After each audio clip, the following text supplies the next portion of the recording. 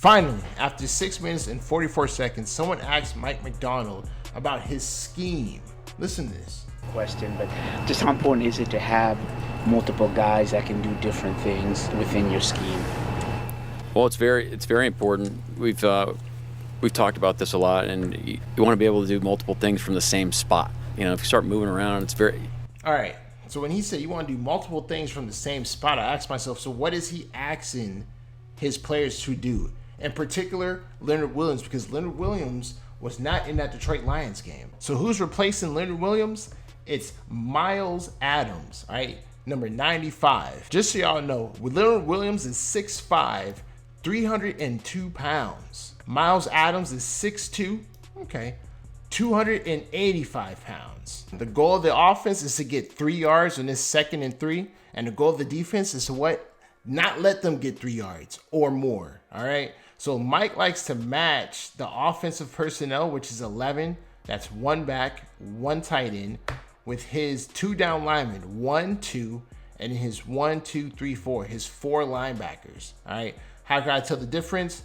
Down linemen have their hands in the dirt, and then 1, 2, 3, 4, these are linebackers. So this is a 2-4 defense. Mike likes to use this against an 11 personnel. So I'm gonna run the tape, and we're gonna see how the defense could have stopped this from being so successful for the Lions.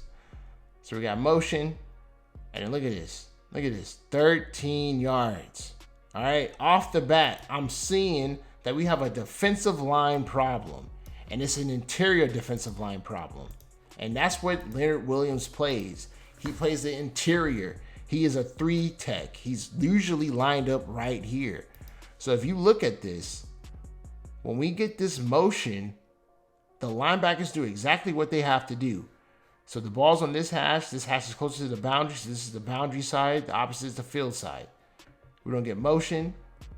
We don't have Goff turn and drop boundary side, right? This gives his running back 7 yards of momentum to find out where he wants to go with the hole. And as he sees, he has a nice wall right here. So he's going to go ahead and cut up this side. We got a nice blitz from this side, the field side. But this is so perfectly walled off that he ends up getting 13 yards on the 2nd and 3. We can't allow that.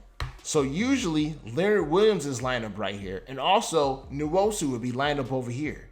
Look at this. You don't get a triple team on the edge, the 9 tech. Go ahead, Brown. Go in motion so I can talk my talk. All right, he's going to motion. So look, 1, 2, 3. We got 3 guys.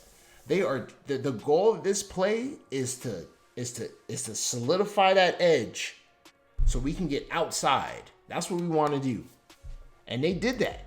Now look, that creates a 1-on-1 with our Myles Adams and this 3rd string. I looked it up. This is actually a 3rd string guard right here, left guard. It's a 1-on-1. If that's Leonard Williams, but he's pushing this man out the way, and he's getting through this and making Montgomery turn back inside. So when you play that 3-eye or that 3 technique for our defensive head coach, when it's 11 personnel and we come out in a 2-4 front or 2-4 defense, you can't get turned. You have to be able to win your 1-on-1s.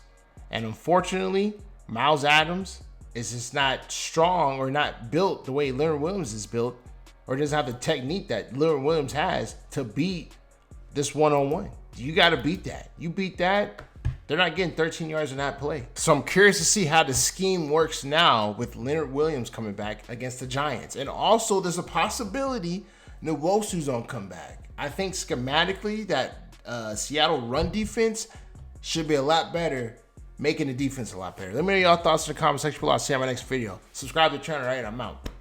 Deuces.